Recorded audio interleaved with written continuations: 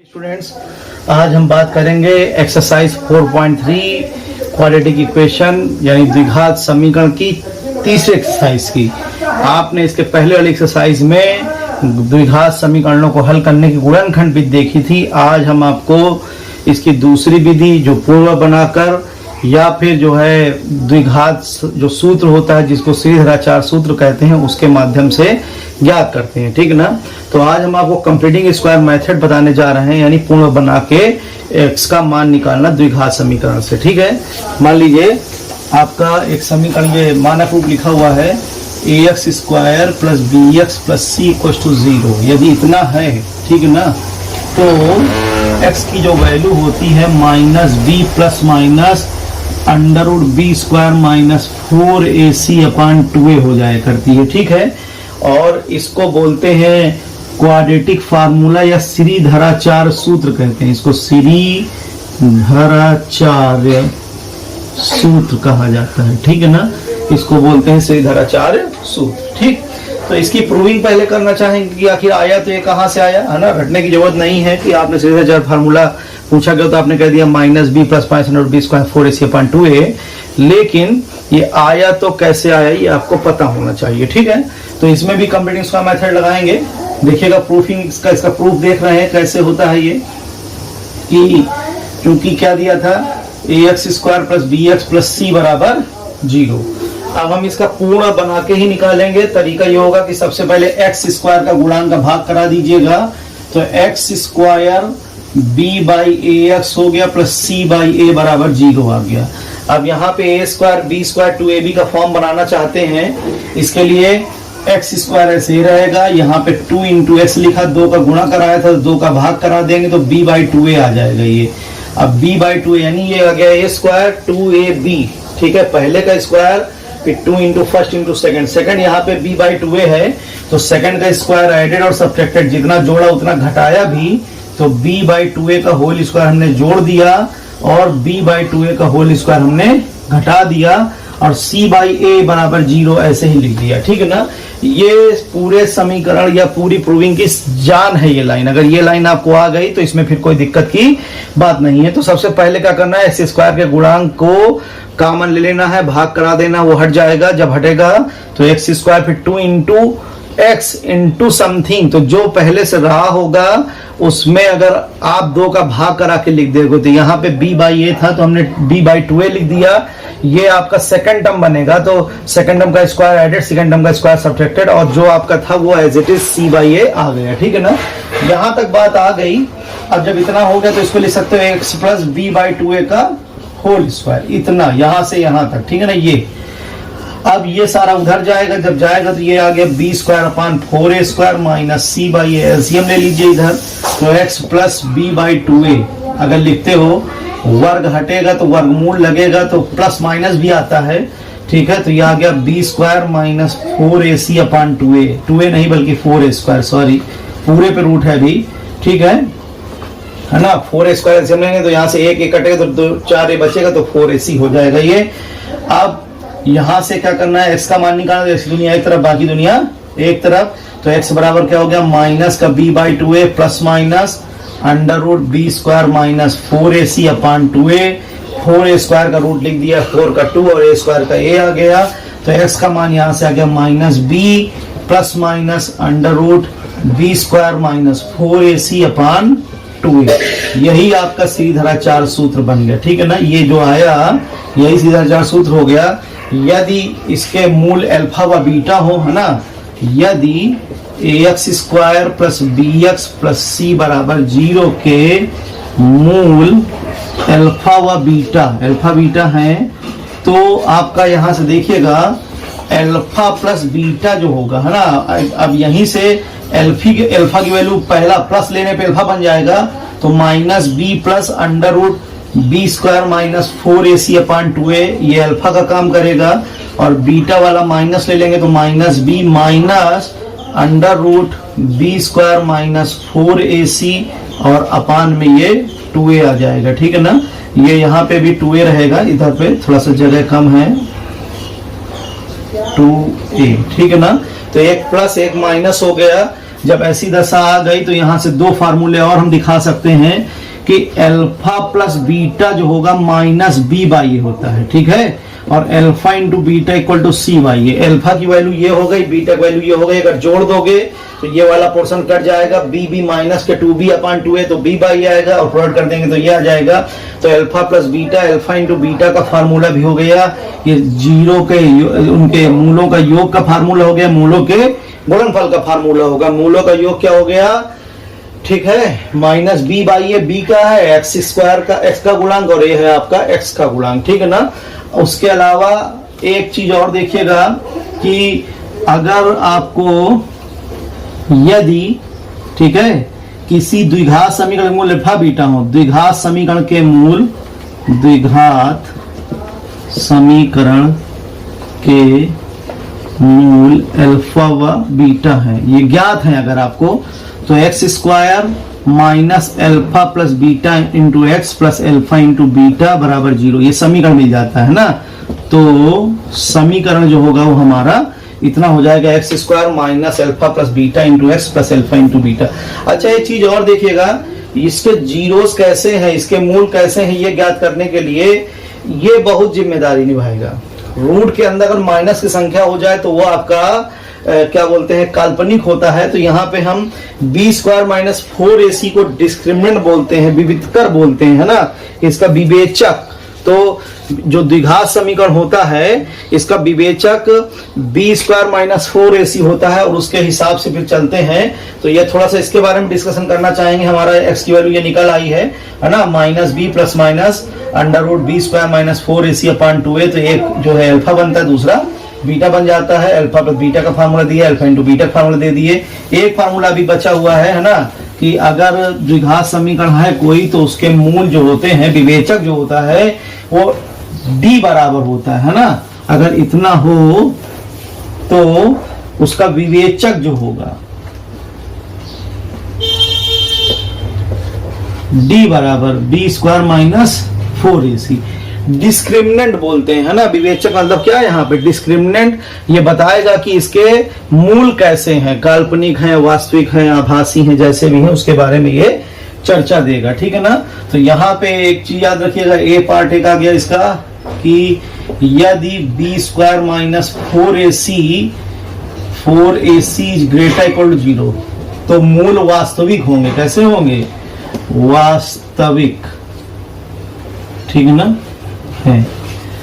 और इसमें भी दो केसेस हो गए, एक ग्रेटर देन के लिए, एक इक्वल के लिए। यदि b square minus 4ac is greater than 0 रहा, अगर इतना हो जाए तो मूल वास्तविक तथा असमान, तो मूल जो होंगे वास्तविक तो होंगे ही होंगे, इसके साथ साथ, ठीक है, असमान होंगे, यानी भिन्न भिन्न होंगे, अलग अलग होंगे, है ना, असमान।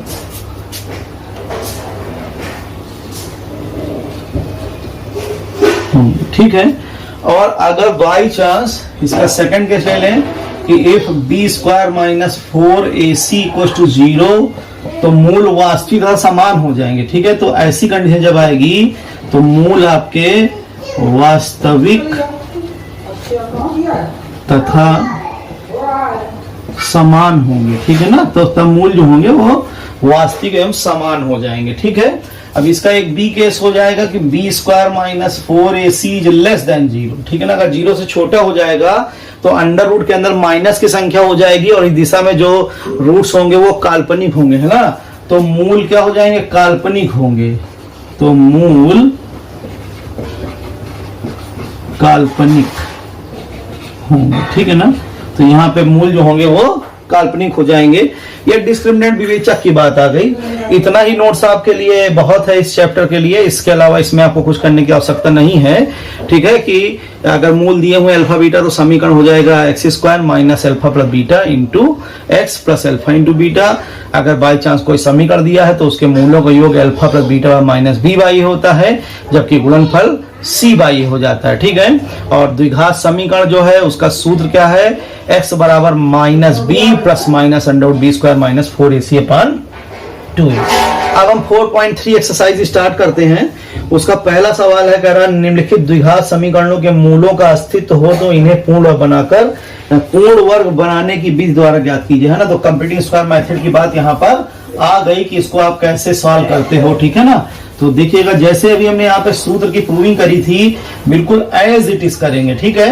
4.3 एक्सरसाइज है और ये आपका पार्ट 1 चल रहा है, ठीक है ना। ये जो चलेगा ये पार्ट फर्स्ट है, इसको थोड़ा सा लंबा वीडियो हो जाएगा तो इसको हमें 2 पार्ट में बनाना पड़ेगा इस वाले को, ठीक है। तो पार्ट फर्स्ट की बात कर रहे हैं, ठीक। देखिएगा फर्स्ट क्वेश्चन है ये, है ना। लिखा हुआ है आपका 2x square minus 7x plus 3, 2x square minus 7x plus 3 बराबर 0, ठीक। अब आप इसको करेंगे तो हमने कहा था सबसे पहले आप x स्क्वायर के गुणांक का भाग करा देंगे, तो यहाँ पे 2 का भाग करा दिया तो ये आ गया x स्क्वायर माइनस 7/2x और प्लस 3/2 बराबर 0। अब x square as it is, यहाँ पे 2 इंटू एक्स लिखेंगे, हमने कहा था जितना गुणांक होगा उसका आधा लिखा जाएगा यानी बाई 2 और कर देंगे, तो ये 7/2 हो गया 7/4, 2 का गुणा 2 का भाग करा दिए। अब b की वैल्यू 7/4 आ गई, तो 7/4 का होल स्क्वायर एडेड एक बार और एक बार 7/4 का होल स्क्वायर सब्ट्रैक्ट कर देंगे और प्लस 3/2 इक्वल टू 0 ऐसे आ जाएगा, ठीक है ना। तो ये लाइन सबसे महत्वपूर्ण होती है, जिसको ये लाइन आ जाएगी उसके लिए बहुत ही आसानी होती है कि a स्क्वायर था 2 इंटू एक्स इंटू बी लिख दिए, b स्क्वायर ऐड कर दिया, b स्क्वायर सब्ट्रैक्ट कर दिया, है ना। तो ये बन गया और जो टर्म्स लास्ट का होता है वो एज इट इज लिख जाता है। अब यहां तक जब आते हो तो ये क्या बन गया आपका यहां तक होल स्क्वायर, तो x माइनस 7/4 का होल स्क्वायर। अब ये सारा टर्म उधर चला जाएगा तो 7/4 का हो गया 49/16 और माइनस का 3/2, ये माइनस तो प्लस हो गया, प्लस तो माइनस हो गया।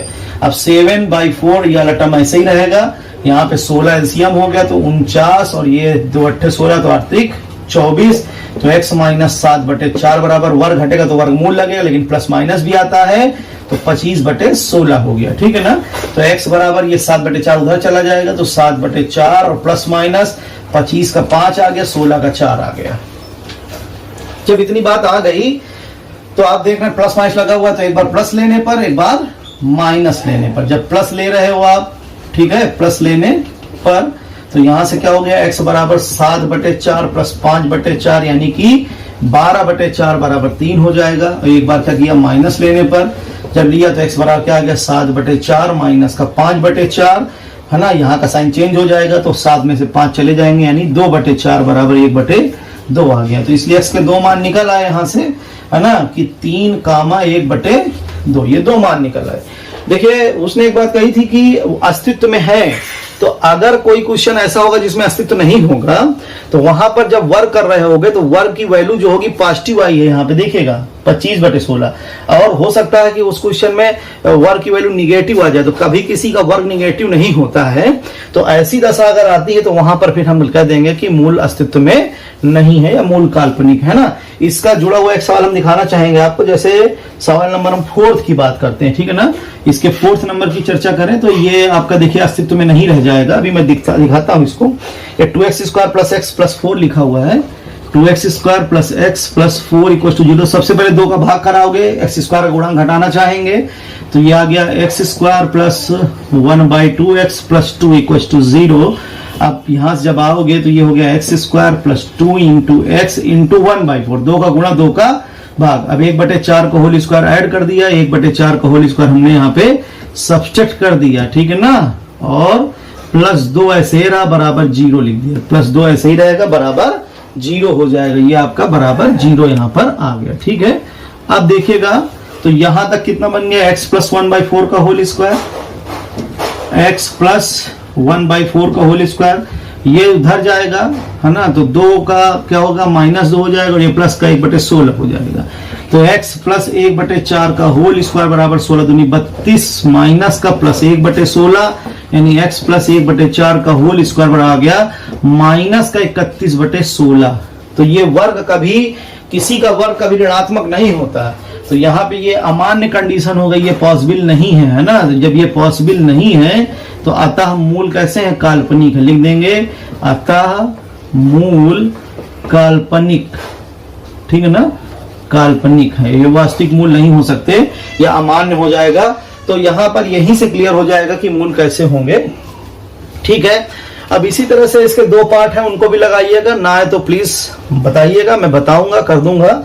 अब इसी का अगर देखें तो कह रहा उपर्युक्त प्रश्न में दिए गए द्विघात समीकरणों के मूल, ठीक है, द्विघात सूत्र का प्रयोग करके ज्ञात कीजिए। इस बार आपको सूत्र लगाना है, तो हम इसी सवाल को कर देते हैं। मान लीजिए आप लगाना चाहते हो, सूत्र के माध्यम से लगाना चाहते हो, तो ऐसी दशा में, ठीक है ना, ये सवाल था आपका, यहां से आपने तुलना करा लेनी है, दूसरे का फर्स्ट पार्ट अब ये बन जाएगा। तो जब तुलना करें किससे, ax square plus bx plus c बराबर 0 से हम तुलना करेंगे यहाँ पे। तो जब आपने तुलना की तो a का मान देख रहे होंगे x स्क्वायर गुणांक 2 हो जाएगा, b का गुणांक, b की वैल्यू हो जाएगी -7 और c की वैल्यू हो जाएगी 3। अब आपका सूत्र क्या था, -b plus minus under root b square minus 4ac upon 2a। तो x बराबर जब आए तो -7 लिख दीजिए, प्लस माइनस b स्क्वायर कितना हो जाएगा 49 माइनस 4 इंटू 2 इंटू 3 अपान 2a, तो 2 इंटू 2। यहाँ पे x की वैल्यू क्या आ गई, ये प्लस का 7 हो गया, प्लस माइनस 49 में से 12 दूनी 24 चलेगा तो बचा अंडर रूट 25 और बटे 4। थोड़ा सा और हल कर लीजिए तो 7 प्लस माइनस 5 बटे 4 आ गया। तो एक बार प्लस ले लेंगे, तो जब प्लस लोगे तो 7 प्लस 5 बटे 4 यानी कि 12 बटे 4 3 हो जाएगा। जब माइनस लेंगे तो यहाँ पर आ जाएगा 7 माइनस 5 बटे 4 यानी 2 बटे 4 1 बटे 2 हो जाएगा। तो यही इसका आंसर हो जाएगा। तो ये आपका द्विघात सूत्र के माध्यम से हुआ, जबकि पहला वाला आपने कंप्लीट स्क्वायर मेथड से लगाया था, ठीक है। तो इसी तरीके से और क्वेश्चन हो जाएंगे इसके। अब सवाल नंबर 3 की बात करें, यहाँ पे दो सवाल हैं आपके, एक है x plus 1/x equal to 3 और दूसरा है 1/x plus 4 minus 1/x minus 7 equal to 11/30 और यहाँ से आपको वैल्यू निकालनी है, ठीक है। तो हम इसका सेकंड पार्ट दिखाएंगे, फर्स्ट पार्ट बहुत आसान हो जाएगा आपके लिए, सेकंड पार्ट पे ही आते हैं, उसको करेंगे तो वैसे ही आप फर्स्ट कर लेंगे, ठीक है। तो चलिए स्टार्ट करते हैं हम इसका सेकंड पार्ट। सेकंड पार्ट का क्वेश्चन बोल रहा है आपसे कि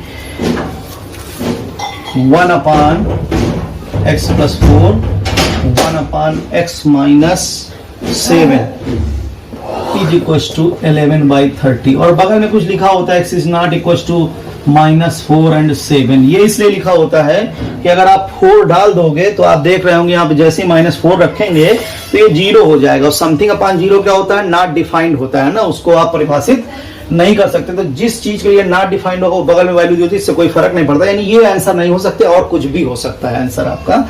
तो सर्वप्रथम क्या करेंगे, एलसीएम ले लेंगे इसका, ठीक है। जब एलसीएम लिया तो x plus 4 x minus 7 is equal to 11/30। यहां से देखिए ये कटेगा, ये वाला इधर आएगा तो x माइनस 7 आ जाएगा ये, ठीक है। इसके बाद ये वाला कटेगा तो ये बचेगा, लेकिन माइनस है तो माइनस का x हो जाएगा, माइनस का 4 हो जाएगा, x कट गया, ये माइनस का 11 नीचे आ गया x square plus 4x plus यहाँ से आओगे माइनस का 7x हो जाएगा और माइनस का 28 बराबर आएगा 11/30। ये 11 से 11 कट जाएगा, 30 कैरी कर जाओगे, इधर क्रॉस करोगे तो x square minus 3x minus 28, ठीक है, बराबर आ गया माइनस का 30 इधर ले आइए, प्लस का हो गया तो x square minus 3x plus 2 बराबर 0 हो गया। अब गुणनखंड विधि सबसे अच्छा मेथड होता है, दो कैसे होंगे, जोड़ने पर 3 है, 2 1 2 2 1 3, x square minus 2 plus 1 x plus 2 is equal to 0, x square ऐसे रहा, या minus 2x minus x plus 2 equal to 0 हो गया। यहाँ से x कॉमन ले लेंगे तो x माइनस 2 हो जाएगा, यहाँ से आप 1 कॉमन लेंगे तो x माइनस 2 है ना, साइन का ध्यान रखिएगा, साइन चेंज हो गया, x माइनस 2 और ये आ गया x माइनस 1 बराबर 0, ठीक है। तो अगर यदि x माइनस 2 इक्वल टू 0 तो x बराबर 2 आ जाएगा, और अगर यदि x माइनस 1 बराबर 0 तो x का मान 1 आ गया। इसलिए 2x के मान निकल आए आपके, 1 निकला है और 2 निकला है, यही आपका आंसर हो गया। इसी तरीके से फर्स्ट पार्ट कर सकते हैं। आज के वीडियो में इतना ही है ना, नेक्स्ट वीडियो जब बनाते हैं तो उस पर हम आपको आगे की प्रोसेस बताते हैं, ठीक है। That's all today.